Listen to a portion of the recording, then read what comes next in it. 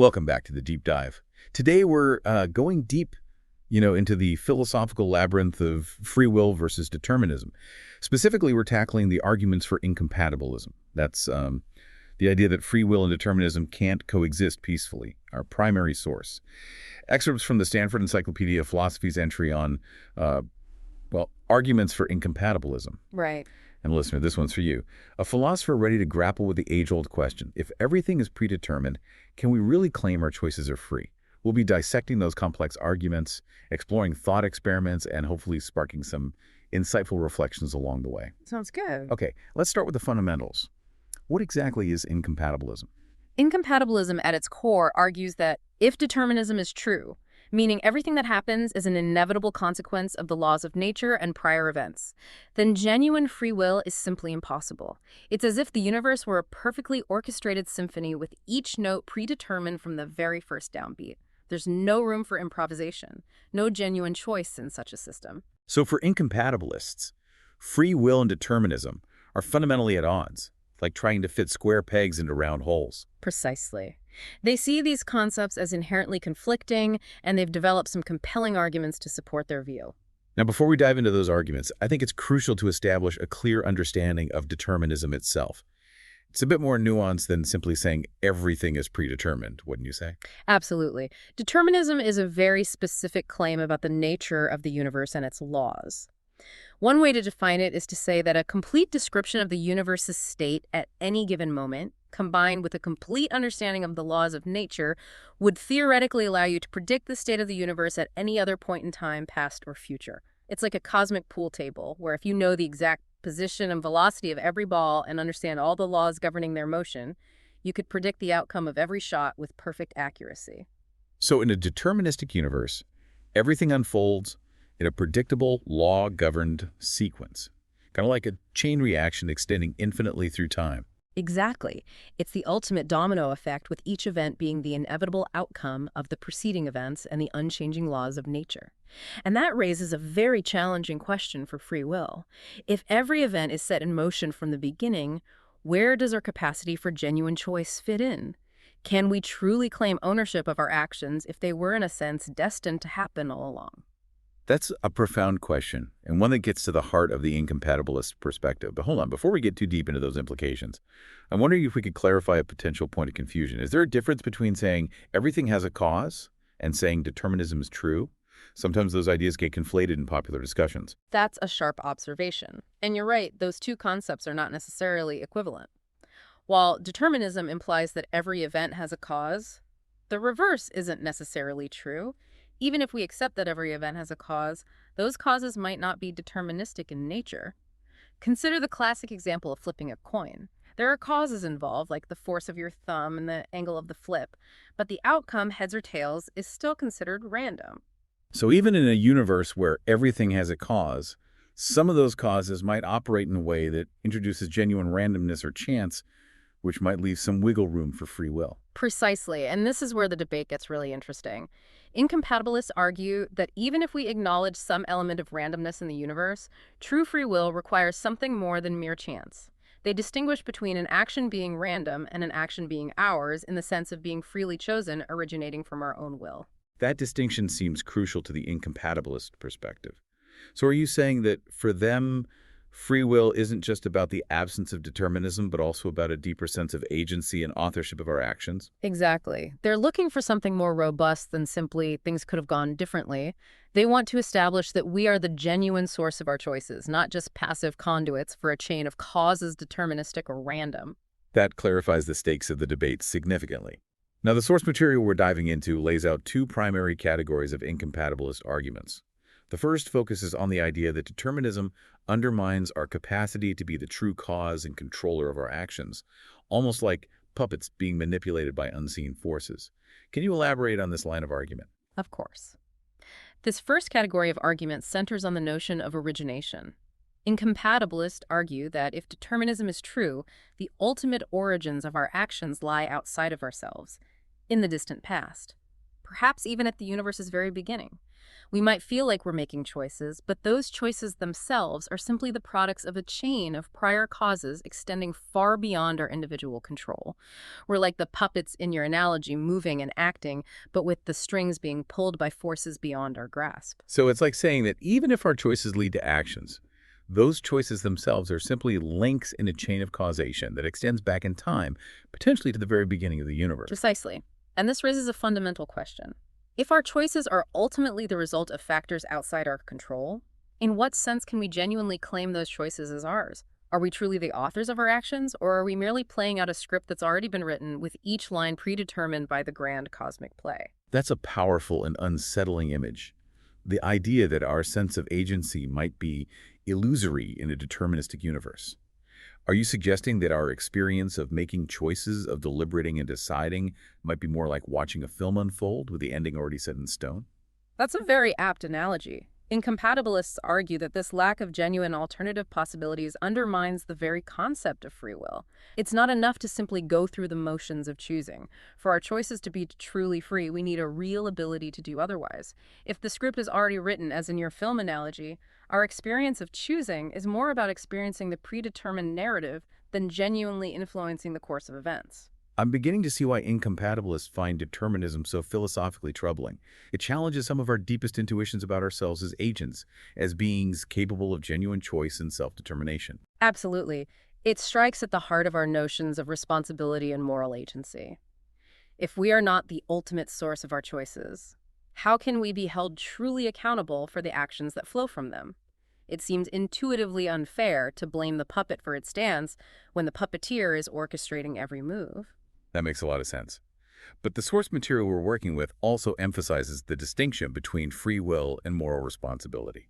Even if determinism were to rule out the kind of free will incompatibilist champion, could we still be held morally accountable for our actions? Is there a way to reconcile those concepts? That's a question that has fueled countless philosophical debates, and interestingly, there are philosophers who argue that moral responsibility might still be viable even within a deterministic framework. Their argument hinges on how we define moral responsibility and the specific criteria we believe must be met for someone to be held accountable for their actions. So are they suggesting that even if our choices are predetermined, as long as those choices align with our desires and values, we can still be considered morally responsible? That's one way to frame it. These compatibilists, as they're often called, shift the focus away from ultimate sourcehood, the idea that we must be the uncaused cause of our actions, and instead emphasize the connection between our actions and our internal states. They argue that even if those internal states themselves are the products of a long chain of deterministic causes, if our actions genuinely reflect our desires, beliefs, and values in that moment, then we can still be held accountable for them. So instead of asking whether we caused ourselves to be the way we are, they're asking whether our actions are a true expression of who we are as a result of all those internal and external factors that have shaped us, even if those shaping forces themselves are determined. Precisely. They might argue that holding people responsible, even in a deterministic world, can still serve valuable social functions. It could deter harmful behavior and encourage positive actions, even if we acknowledge that the ultimate origins of those actions lie beyond the individual's control. It seems like we're already wading into some deep philosophical waters here. Mhm. We've only just begun to explore incompatibilism, and we're already grappling with profound questions about causation, responsibility, and the very nature of the self. But I'm eager to dive deeper into the specific arguments incompatibilists use to bolster their position earlier.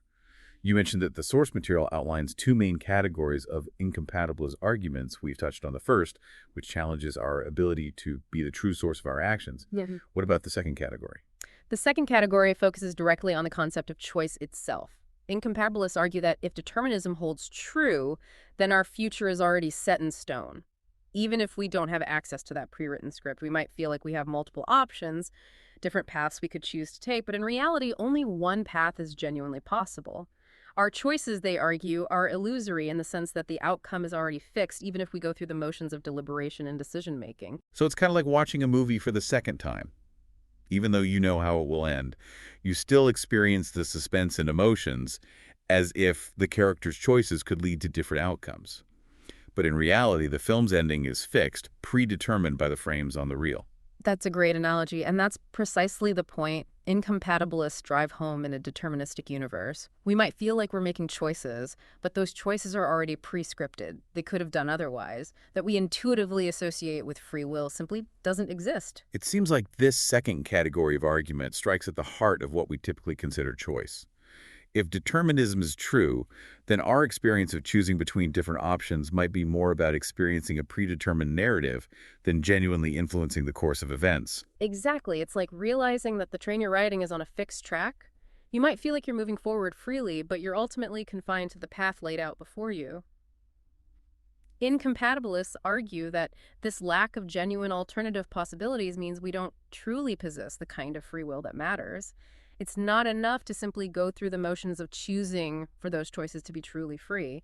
We need the genuine capacity to do otherwise. Those are some compelling points, and I know that incompatibilists often use thought experiments to illustrate their arguments. Could you walk us through some of the key thought experiments that eliminate this second category of argument, the one focused on choice? Of course, two classic thought experiments that address this issue are the no forking paths argument and the manipulation argument. The no forking paths argument, as the name suggests, uses the analogy of a traveler at a fork in the road in a deterministic universe. The traveler only has one path they can take, even if it appears as if there are multiple options available. This thought experiment emphasizes the idea that under determinism, our future is fixed and we lack genuine alternative paths to choose from. So even if we perceive multiple paths stretching before us like a traveler at a crossroads, determinism dictates that we're already on one specific path, with the illusion of choice masking the reality of our predetermined journey. Precisely. And then we have the manipulation argument, which takes a different but equally thought-provoking approach. Imagine a scenario where a highly skilled individual, let's call them the manipulator, possesses the power to subtly control or shape another person's actions or character. Without that person's awareness, they could do this through various means, perhaps by manipulating their environment, implanting subliminal suggestions, or even directly manipulating their brain chemistry. It sounds like a more sophisticated and sinister version of the puppet analogy we discussed earlier. Instead of crude strings, we have a manipulator pulling invisible levers to orchestrate another person's choices and actions. Exactly. The manipulation argument aims to demonstrate that if someone else is ultimately responsible for our actions or our character, then we can't be considered genuinely free or morally responsible for those actions. It's like blaming a puppet for the way it dances when the puppeteer is meticulously calling every step. Then the argument draws a parallel to determinism, suggesting that in a deterministic world, we are all, in a sense, highly complex puppets of the universe. Our actions are ultimately shaped by forces beyond our control, even if those forces are the impersonal laws of nature and events in the distant past, rather than a deliberate manipulator. Those thought experiments certainly paint a vivid picture of the incompatibilist perspective. They highlight how determinism seems to remove genuine agency from our choices. But I'm curious how compatibilists who believe free will and determinism can coexist respond to these challenges. Do they simply concede that free will is illusory in the deterministic universe? Not at all. Compatibilists have developed a variety of strategies to reconcile free will with determinism. Some argue that the kind of free will worth wanting is perfectly compatible with our actions being causally determined. They focus on the notion that our choices, even if causally determined, can still be authentic expressions of our desires, values, and beliefs. They might argue that we're free as long as we're acting in accordance with our own internal reasons, even if those reasons themselves are the products of prior causes. So it's like saying, yes, our choices are part of a chain of causes, but those causes include our own internal motivations and desires. So in a sense, we're still choosing based on who we are, even if who we are is ultimately a product of deterministic forces. Exactly. Compatibilists often emphasize that the experience of agency we have, the feeling of making choices, is a real and important part of what it means to be human, even if we acknowledge that our choices have a deterministic history. And this leads to debates about what it really means to be in control of our actions. Compatibilists might argue that control doesn't require being the ultimate uncaused cause of our choices. Instead, it involves the capacity to make choices that are responsive to our reasons and that can effectively guide our actions in the world. So compatibilists shift the focus away from the metaphysical question of ultimate sourcehood and toward a more practical, functional kind of control, where our choices are meaningful because they reflect who we are and can effectively shape our actions within the framework of a deterministic universe. And they might even argue that the focus on ultimate sourcehood is a philosophical red herring.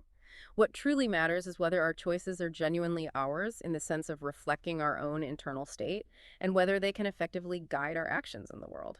This is getting incredibly fascinating, but I have to admit it's also getting incredibly complex.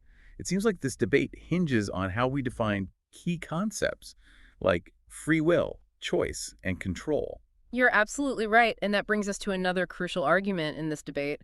The consequence argument, this argument attempts to demonstrate through a series of logical steps that determinism genuinely does rule out the kind of free will we typically assume we possess. So it's not just an intuitive argument based on thought experiments, it's a more formal attempt to demonstrate the incompatibility of free will and determinism through rigorous logic. I'm curious to hear more about how this argument works. The consequence argument essentially states that if determinism is true, then every action we take is ultimately the consequence of things that are entirely outside our control, namely the laws of nature and events in the distant past. And if our actions are ultimately the consequence of factors beyond our control, then even our choices are not truly up to us. That sounds pretty convincing. How do compatibilists respond to this kind of logical argument? Do they have any counter-arguments to the consequence argument's seemingly airtight logic? Compatibilists have a few tricks up their sleeves when it comes to responding to the consequence argument. One common strategy is to challenge the assumptions baked into the argument itself, particularly its reliance on a specific interpretation of counterfactuals, those what-if statements about what could have happened differently. So they're essentially saying, hold on, the consequence argument hinges on a particular way of thinking about possibilities. And if we shift that thinking, the argument loses some of its bite. Precisely, they argue that in a deterministic universe, we need to be careful about how we interpret counterfactuals, Right. especially when those counterfactuals involve our past actions. They might suggest that while it's true that we couldn't have acted differently given the actual past and the laws of nature, that doesn't necessarily mean we lack a genuine capacity for choice. It simply means that our choices are constrained by the reality of the deterministic universe we inhabit. So it's a bit like saying, sure, if we imagine a world with different laws of physics, you could have flown to the moon by flapping your arms. But that doesn't mean you actually possess the power to fly in this world where gravity and aerodynamics work the way they do. Exactly. They argue that the consequence argument, while logically valid, relies on a misunderstanding of what it means to have free will in a deterministic world. It sets up a false dichotomy between being uncaused causers, which is impossible in a deterministic universe, and lacking any genuine capacity for choice. Compatibilists propose a middle ground where our choices, while causally determined, can still be considered free in a meaningful sense. That clarifies their position considerably. It seems like this debate ultimately hinges on how we define and conceptualize free will itself. But I'm curious, as we delve deeper into this philosophical labyrinth, what role does science play in illuminating this age-old debate? We've been focusing primarily on the philosophical arguments, but are there scientific findings that might provide further insight into whether our choices are truly free or predetermined? That's a great question, and one that has sparked much discussion and debate in recent years. Neuroscience in particular has offered some tantalizing clues. Though the interpretation of those clues is still hotly contested, some neuroscientists, for instance, have conducted experiments suggesting that our brains make decisions before we're consciously aware of them. This has led some to speculate that our feeling of conscious choice might simply be a post hoc rationalization of a decision that's already been made at a neural level, a kind of illusion of free will. So it's like our conscious experience is lagging behind the actual decision-making process happening in the depths of our neural circuitry. That would certainly cast doubt on the idea that our conscious minds are the ultimate drivers of our actions. It's a fascinating and controversial area of research, to be sure. However, not everyone agrees with that interpretation. Some argue that those early brain signals might simply reflect a buildup of potential actions, a kind of preconscious deliberation rather than a definitive decision being made. Others suggest that even if consciousness isn't the sole initiator of action, it still plays a crucial role in shaping and refining those actions over time, integrating them into our broader goals and values. So rather than a single isolated choice moment, it's more of a dynamic and interactive process with conscious awareness working in concert with our unconscious processes to guide and shape our actions. Exactly. It's a much more nuanced and dynamic view of the brain than the simple conscious choice versus determined brain dichotomy that sometimes gets presented. And then, of course, there's quantum physics, which some believe introduces an element of inherent randomness into the universe. If that's the case, it might challenge the deterministic picture of the universe as a perfectly predictable clockwork mechanism. So if there's fundamental randomness at the quantum level, perhaps that randomness could in some way bubble up to influence our choices, providing a loophole for free will to operate, even if the larger universe seems to follow deterministic laws at the macroscopic level. That's one intriguing possibility, though. It's highly speculative at this point. There's no scientific consensus on whether or how quantum randomness could influence human behavior. But it's a fascinating area of exploration that might, in the future, offer new insights into the free will debate. It sounds like science is adding new pieces to the puzzle, Yeah. but we're still far from assembling a complete picture of how free will, consciousness, and the laws of physics all fit together. Absolutely. And that's precisely what makes this topic so endlessly fascinating. It pushes us to grapple with some of the deepest mysteries about the nature of the universe, the human mind, and our place within the grand scheme of things. Well, we've certainly taken a deep dive into the arguments for incompatibilism today, haven't we? We've covered a lot of conceptual ground, from unpacking the basic definitions to dissecting the complex philosophical arguments and exploring the tantalizing hints emerging from the sciences. It's been a genuine pleasure exploring these intricate ideas with you. And to you, our listener, we hope this deep dive has equipped you with new insights and perspectives as you continue your own philosophical explorations of this enduring enigma. But before we conclude, we'd like to leave you with one final thought to ponder. We've focused on the interplay of philosophy and science, but what about the experiential dimension of free will? We all possess a subjective sense of making choices, of feeling in control of our actions. How does that experience fit into this complex puzzle? Is it a reliable guide to the true nature of reality? Or simply another layer of illusion woven into the fabric of our conscious experience? Something to contemplate as you continue your own deep dive into the mystery of free will.